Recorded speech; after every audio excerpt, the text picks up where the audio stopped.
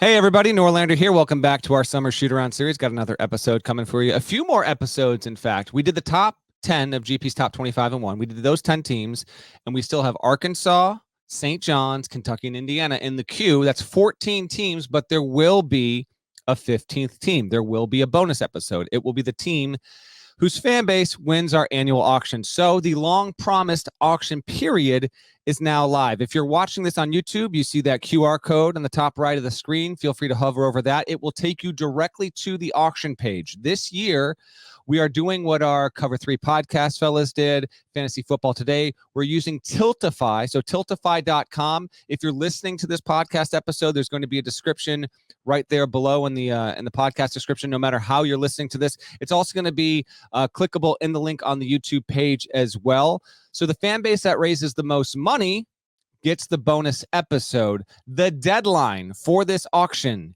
is Thursday, September 5th at noon Eastern sharp. So rally your friends and start raising money. Raise money for St. Jude, and we hope that we can raise even more than we have the past couple of years here. You know, with Bellarmine, Arizona State, and Oklahoma's fan bases, those were a lot of fun. The episode reveal will be a surprise. When we get to that point, we will not let you know. You'll have to listen to figure out which fan base wound up winning. We can't wait to do it. And listen, I'm doing this promo. GP's not here. I'm promising you, if you're the winning fan base, we're going to let you help produce the show just a little bit here. A couple of questions, a couple of things you'd like us to talk about your team, about your program, about your school. We'll be more than happy to do it. The target date on that published for this 15th episode is going to be about mid-September. But again, the deadline, Thursday, September 5th at noon Eastern. So follow the link, bid now, bid early, bid, raise money for St. Jude's. And we can't wait to get to that surprise secret episode. As for now, let's get to the regularly scheduled programming with our Summer Shootaround Series.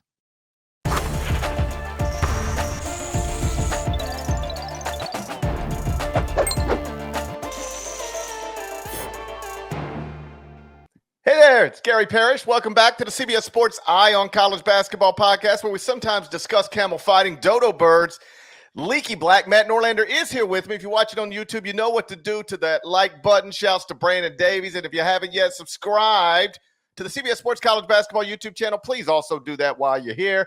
Let's get into it. Today we are continuing our Summer Shootaround Series that we're doing over a span of a few weeks. We've already done each team in the top 10 of the top 25 and 1. And in addition to that, we're also doing a few other programs that we simply think are interesting for any number of reasons. Today, we're going to focus on St. John's. The Red Storm went 20-13 last season, 11-9 in the Big East. They finished 5th in the conference standings, barely missed the NCAA tournament, then declined an invitation to the NIT. So their last game was actually in the Big East tournament, where they lost to UConn 95-90. So I wouldn't look this up. UConn lost to Creighton on February 20th. And after that, the Huskies never lost again. From there, they went 13-0 with 11 double-digit victories. But the only teams... I was going to say, but there was one team that played them close. There's actually two. Two teams that played UConn to single digits in the final 7 weeks of the season. It was Marquette and St. John's. A lot has gone from that team, specifically 5 of the top 6 scores. Regardless, I would have St. John's in my top 30 right now if I replaced the top 25 and 1 with a top 25 and 5. And I might someday. We'll see what Norlander thinks about that next. First, give me a word from a partner. Yeah, they're wrapping up the summer.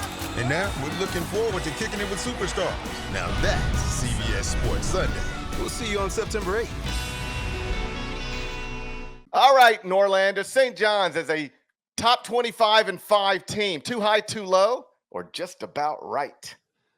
Nothing just about right about a top 25 and 5. That sounds like some Andy Katz type stuff right there. What are we doing? 25 and 5, top 25 and 5. I actually thought that you had the Johnnies just looking on in peering around the bend there, the top 25 and 1.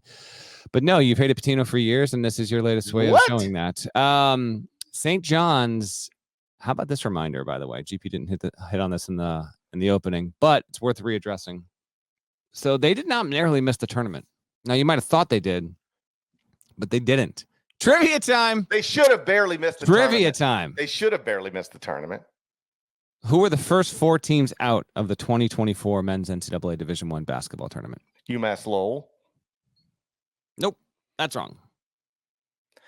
I honestly don't remember stuff like this. I Indiana know. State. Yes, Indiana State was Okay. the third team out. Right. For the Did second. I think it was the third. Providence? Did Providence get left out? Providence was not in the first 4 out. St. They John's should and have been. That Providence was were disrespectful. presumably teams 5 and 6. We don't know that because it's not released, but it's hard to imagine. Although with that committee, I guess anything's possible. It looks like St. John's and Providence would have been teams 5 and 6. Can you Okay. get at least one of the other 3? I mean, I could if I looked, but that's it's not cheating. looking- Yeah, it's cheating. So Indiana State, wasn't there like another Big East team in there? There was another Big East team that was in that first Seton 4 Hall. out. Seton Hall, Oklahoma, Seton Hall, Indiana State, and Pitt were the first 4 out. St. John's played UConn to a 95-90 finish in the semis. That was the game, of course, where there was that Seton Hall fan booster that was like getting into it with Hurley. Incredible scenes at the Garden there. You can't have UConn leaving the Big East. We'd lose out on that kind of stuff. Point is, they didn't narrowly miss. Are you kidding me? I can't wait to see Dan Hurley go nose to nose with a Baylor fan. Yeah, exactly. It doesn't hit the same. St. John's was 4-10 in quad 1. It had 1 quad 3 loss.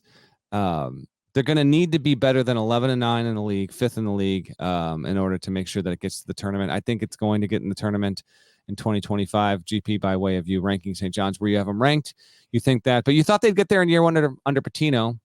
I did not, so I guess that was me right, you wrong. Seems like a rarity on this podcast. Now they've got a lot of new players here, none bigger than Kadary Richmond, who comes over from Seton Hall, who was one of those players who was speculated to be a transfer to be when he was at Seton Hall in the final month or so of that season, and St. John's was behind the scenes considered to be a potential landing spot. Well, lo and behold, here we go. What do the people need to know about this roster? What intrigues you most? What is it about the roster? In addition, I know the Pitino factor is going to loom large for you here, GP, but you're ranking these teams in large part because of who they've brought in and who they have. Is it Richmond? Is it Davon Smith, who comes over from Utah? Is a pretty solid player overall. Who else on the roster? What do people need to know, and why do you like him? Well, they bring back R.J. Lewis. That's probably the most prominent name back. Definitely the most prominent name back. Yeah. He's a 6'7" junior, average 10.9 points, 4.6 rebounds. It shot 42% from the field, but only 20% from 3. He's back. They also bring back Zuby Ejiofor. He's just a role player, but he should have a bigger role this season. And then you mentioned Davon Smith. He's a guy that maybe a lot of people haven't seen because he played at Utah, but 5th-year player, little guard, statistically strong, like 13.3 points, 7.1 assists, 6.3 rebounds in less than 30 minutes per game at Utah. Shot above 40% from 3, not a high volume guy. It only took 2.5 a game, but still above 40%. You'll take that at the collegiate level or NBA level or any level of basketball. I got a trivia time for you. All right, give it to me. Davon Smith. We just said he played at Utah last season. He's now at St. John's. Yep. This is actually his 4th power conference school. That's got to be a record. I don't think it is. I think with this COVID year, I think we've had probably a few that have played it 4. Well, then it's got to tie a record. I would say it ties a record. Power conference, 4 power conference schools. Yeah. We know one's St. John's because he's there right now. We know one was Utah because we've referenced that. Name the other 2. He started at this school, spent 1 year there, transferred to another school, spent 2 years there, and then went to Utah.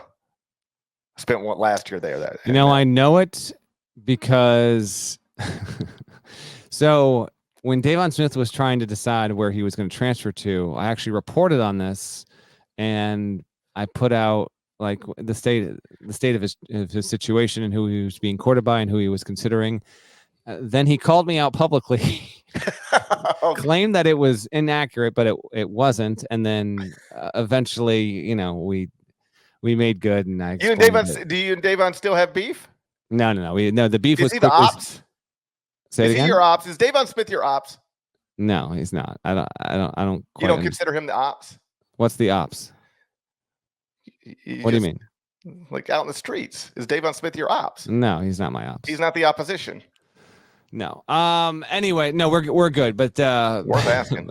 I think he started in the SEC. I don't know if it was He did. Auburn or Mississippi or it was because I looked at his pathway. I can't remember though. I'm almost as you said he did. I just don't know where it was. He started at Mississippi State, 1 year at Mississippi State, okay. Transferred to Georgia Tech, played 2 years at Georgia Tech, transferred, played 1 year at Utah, and now he has transferred again.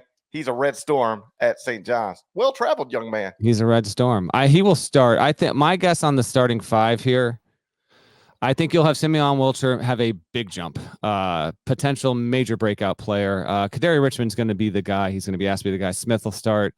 Lewis, and then I would say Zuby Ejiofor, and then Aaron Scott's a transfer from North Texas. If he doesn't start, he'll be the sixth man, and then Vincent Iwuchukwu from USC. I don't think he'll start, but he'll get some good minutes there. But I would go, give me Wilcher, Smith, Richmond, Lewis, Ejiofor as the starting five here.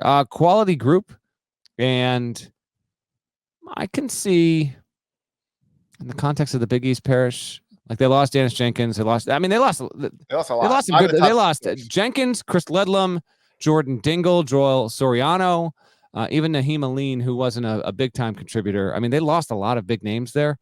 So overcoming that, we'll see. I would think this is going to be a tie. They finished fifth last year. I would mark me down for third or fourth in the Big East. So I think they're going to get to the tournament. Yeah, they're history tells us teams with this much roster turnover, it goes poorly more often than it goes well. But what history also tells us is year two for Rick Pitino is almost always excellent or at least very good. I went and looked this up. This covers nearly 40 years of Rick Pitino, which is just bananas. Year two at Providence, he went 25-9 overall, 10-6 in the Big East, finished fourth in the league, and made the Final Four. That was year two at Providence. Year two at Kentucky, they were ineligible for the NCAA tournament, but they went 22-6 overall, 14-4 in the SEC. They won the league. Year two at Louisville, 25-7 overall, 11-5 in CUSA, third in the league. This is when Conference USA was good with like Memphis and Cincinnati and Louisville and Charlotte, and 11-5 in the league. Third in the conference. They made the round of 32 of the NCAA tournament. And then year two at Iona, 25-8, 17-3 in the MAC, won the league, went to the NIT. I mean, he's had, going back nearly 40 years, year two for Rick Pitino has resulted in 2 conference championships and 4 NCAA tournament caliber teams, even if all 4 didn't make it. One was ineligible. The other got clipped in the conference tournament, but was the 1 seed in the conference tournament. Year two for Rick Pitino in the past 40 years has never been anything but good, and I suspect this one's going to be good too. And he's got motivation this season unlike any he's ever had before, because none of those previous stops in second seasons were preceded by getting robbed in his own office. He was burgled. Here's the report from the AP. I can't believe it took us this long. saying the word. I love saying that people were burgled. Can you say groin? No, I love when you say groin. I can't say Can that. You say that word? I found another word I can't say. You know, what's that cool venue in Vegas where Dead and Company played? Yeah, we've the Sphere. I can't say it. Try it. Sphere. Okay. Oh my Sphere. God. English. How does it work? All right. Here's the report from the AP. A 25-year-old man has been arrested and charged with stealing a ceremonial sword and bullhorn from Coach Rick Pitino's office at St. John's University. New York police said Saturday. We're going to stop right there. What have we been doing on this podcast that you and I did not have a ceremonial sword and bullhorn as part of our backdrop here on the pod? I would love to have a ceremonial. An opportunity here. I don't think I could keep a sword in my home without losing one of my children. I'd have a ceremonial. It's not for use. It's ceremonial. Oh, buddy, my kids would figure out how to use it. I'd have a one-eyed 7-year-old inside of a week. This, of course, begs the question: why the hell does Rick Pitino have a ceremonial sword in his office? Who do you think Did, by the way, Who do you think gave it to him? Probably the Greek national team. You know what? The possibilities are endless. But when this story came out, I got to scroll all the way back. So I did the whole story on Pitino when he was at Iona, and I interviewed him in his office. And I went back and looked I took a few photos because he had a bunch of cool random stuff. I'm looking at it now. He had, let's see if this will show up. So he had this picture of himself cutting the net, winning the title at Kentucky. He had that one on it. He had, some him and Red Auerbach, Kentucky Derby horses, a couple trophies there, a bunch of basketballs. This is his office at Iona. This is the of NBA. This is his first game, I think, ever coaching the Celtics was framed in his office. I'm not seeing any. No, nobody can see any of that stuff. Well, they're watching on YouTube. They're watching. If you're watching on YouTube, I'm watching on YouTube and I can't see. You can't see that. You can't see that picture. I mean, not well. But I have terrible the point is this. What is the point? Got all sorts of framed newspaper stuff. Him and Red Auerbach. No ceremonial sword. So the question is, did he have? Is this a new? Correct. No bullhorn. Acquired ceremonial sword. Yeah, that's correct. Where do you think you got it? I'm always fascinated in doing. I don't know if you're like this or not. You're probably not whatsoever. When I go and interview a coach at their office, I always love seeing what they put on display and just stuff from their life, because sometimes there'll be stuff that has nothing to do with sport. I'm always fascinated by it. So, okay. So Pitino's office did not have that. So I don't know who donated it, but here's Brett Yormark. I think Brett Yormark probably gave it to him. I don't. All right. There's a non-zero chance. Here's the rest of the AP report. Emmanuel Yakubov was arrested Friday, one day after police released surveillance footage showing two men walking down a hallway in the building, with one carrying the stolen sword and the other holding the bullhorn. Yakubov, who lives in Queens, where the Catholic institution is located, was charged with burglary. He was burgled. Petty larceny, trespassing, and possession of stolen property, police said. He remained in custody Saturday. It was unknown whether he had a lawyer who could comment on his behalf. Police said the theft happened Tuesday night when two people gained entry to the university's athletics department offices without authorization and removed a number of items before fleeing on a moped. I mean, you stroll up on a moped. First of all, you're going Dumb and Dumber on a moped up to the St. John's campus, and you're getting into the athletics offices. You and I have been to these facilities. You need some of these facilities now. It is literally eyeballs. It's got to scan your retinas to get in. Some it's a fingerprint, some it's a card here. What are we doing, St. John's? It's an inside job, it sounds like to me. Well, this leads me to my conspiracy theory. Did Rick Pitino arrange for this in order to better motivate his team or motivate himself? Does it go that deep? I've had just about enough of people assuming Rick Pitino's involved in all this stuff that he keeps telling us he's not.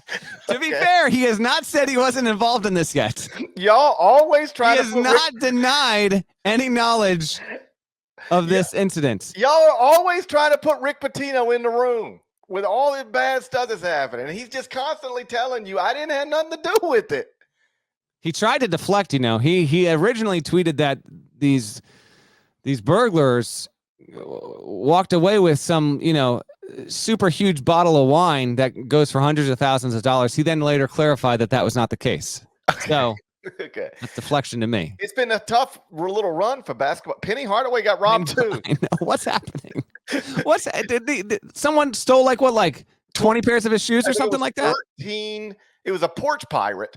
Nike had delivered like 13 exclusive pairs of foam posits for Penny. Like can't even buy them. They just make them for him. Right. And this fella just loaded up a shopping cart with them. Cameras everywhere. Middle of the day. No mask. They caught him in 7 minutes. What's happening? Why are college coaches suddenly the subject of so much burglary? What is happening? Who's next? Who's next? Probably. I mean, Greg Campy. Probably Greg Campy. Feels like if it happened to Greg Campy, he'd be like, "Oh, what can you do? I probably deserve it." Greg would be like, I'm living a good life. He's like, you know what? I ended Cal's career at Kentucky. I guess this is a fair trade-off. Somebody probably needed that ceremonial sword more than I did. When's the last time you rode a moped? Oh my God. These guys fled on moped Middle in school, Queens. like genuinely middle school. I was at Kathy Easley's house. Her dad had gotten her one. Like everyone knows, that is a classic deal. You say the first and last name of a classmate, like anyone knows who the hell this person is. It's Kathy Easley, Christy's sister. And so Big Rick, their father, had bought them one. And I was like, I'll let me try to drive it. And I got on it and I did the thing, popped a wheelie, ran right into her car. And that's it. That's the extent that I've ever been on one. I really, really, really wanted to rent one when wife and I went on our honeymoon to Italy, and then we did a day on Capri. Sounds like a good way to die. And you can rent them. But I remember we went to one of these spots, and it's like, well, you can if you want to here, but I can't remember most of the conversation. But there are 3 words that I remember that the old Italian man told me. This is impossible. Like, you want to rent this? You want to try and drive around this island on Capri? This is impossible. You are American. You're not going to do this. And I was like, you know what? Fair enough. He's like, have you ever done this before? No, this is impossible. No, it's stupid. That you're just going to get hit. I'll tell you another one that gets you on. We went to the I rented a boat for the ocean. They just gave it to me. They just said, "Here, take it." And suddenly I'm driving a boat in the ocean. I almost killed. Like, they should not be. Where? Off the coast of Miami. Okay. Okay. They gave me a boat like I'm. That's Miami. Never mind. It completely makes sense. It's Miami. They just I didn't realize how ridiculous it was till I got out there, and I was like, "Is the water deep enough at this point?" I didn't know how to get anywhere. I didn't know how to drop anchor. You didn't know what you were doing. I didn't know, and it just occurred to me at some point, they really shouldn't just be handing boats to people like me. Yeah. And then I remember they just hand guns to everybody. So like, who cares anymore? But it was rough out there. And I think any sort of electric bike is the same thing. Brad Pitt's kid just nearly died on one of these things. You see that? I did not. Pax? No, didn't see it. Riding around with no helmet on. We're losing the plot here. The point is this. A pair of thieves strolled up on moped. Yes. One moped, yeah. 2 dudes, okay, Harry and Lloyd style, into St. John's, walk in, get into the athletics offices, go into Rick Pitino's office, and of all the stuff they could take, they decided to go with a bullhorn and a ceremonial sword. Then they flee on moped, and apparently only this AP story is a couple of days old at this point. Only one of them was caught. Can you imagine being in the office and being like, you're in there with your buddy, and he's like, all right, grab the sword. All right, grab the sword. That's it. I can't believe they got in the building. That's unbelievable. Like incredible story. Job to me. Incredible story. Let's get to the schedule. Notable non-conference games for your St. John's Red Storm. They, of course, will play a Big East round robin schedule, which we love because we don't have to speculate on what will be the tough games and what won't be the tough games because they got to go home and away and how that won't balance against the rest of the league. So they will play against New Mexico at the Garden November 17th. Love to see it. Rick versus Richard. And that's really, really awesome that they agreed to do that. And that'll be a lot of fun there. Then they will be at the Baha Mar MTE in the Bahamas. I think they open against Baylor on November 21st, and then they will either play Virginia or Tennessee. So no matter how you slice it, that's going to be 2 quality non-con games on a neutral. They're going to stay in this nice little stroke of brilliance with this scheduling here.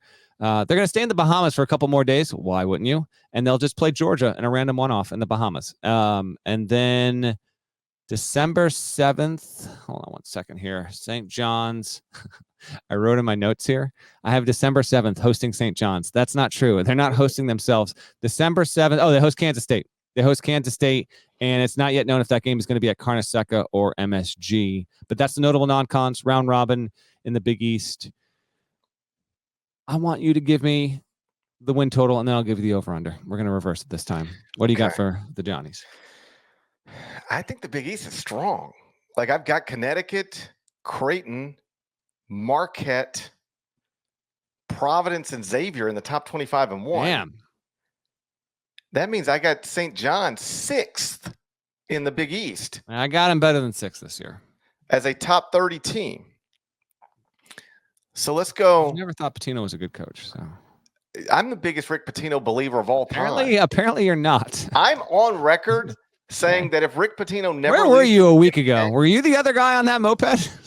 I just told you I won't get on those. I won't rent a boat. I drive cars. That's it. I mean, you said on this podcast you rented a boat. So again, you're caught in your own web of lies. Continue. Yeah, but I'm done. I've learned from my mistakes. Okay. I learned from my mistakes. That's one of the keys to life. I am on record saying if Rick Pitino never leaves college basketball, he is regarded as the greatest college basketball coach of all time. And yet you got him 9th in the Big East. What's their win total? It's tough. It's tough. Okay, let's do 2 non-league losses. Is he going to beat Richard or lose to Richard? Beat Richard. Okay. He's going to beat Richard. This is not like Rey Mysterio and Dirty Dom, where the younger Mysterio shows his dominance. Okay. This is a different deal. Is that a wrestling thing? Yes, it's a wrestling thing. I got no idea. Dirty Dom is the son of Rey Mysterio. Keep it going. Dirty Dom. Yes, he beats Richard. He takes 2 non-league losses, and then they go 11-9 in the Big East. And that's going to put us at 20 wins heading into the Big East tournament. 20-11. 20-11 heading into the Big East tournament. But I think that has them in position to be in the NCAA tournament. In position to be in position. They'll have 20 wins Classic heading scenario. into the Big East tournament, and Jerry Palm will have them projected as an NCAA tournament team on day 1 of the Big East tournament. We know that's not going to happen.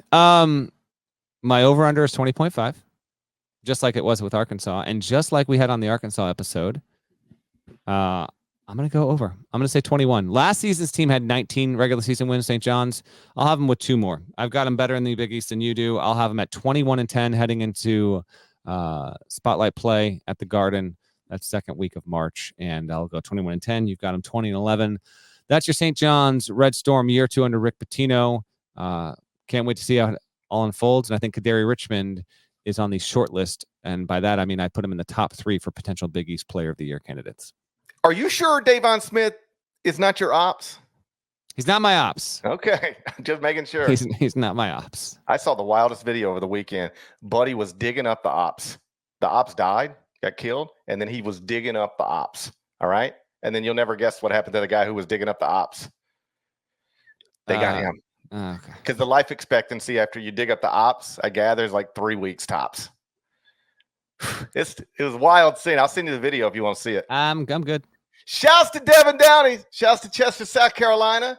Shouts to Terry Teagle. He's a legend. Huck Larnell. Thank you guys once again for listening to and watching the Eye on College Basketball Podcast. If you're not subscribed, please go subscribe anywhere you subscribe to podcasts, Apple, Spotify. There's more of us than there are of them. That should be reflected in the comments. So do that, and we'll talk to you again real soon. Till then, take care.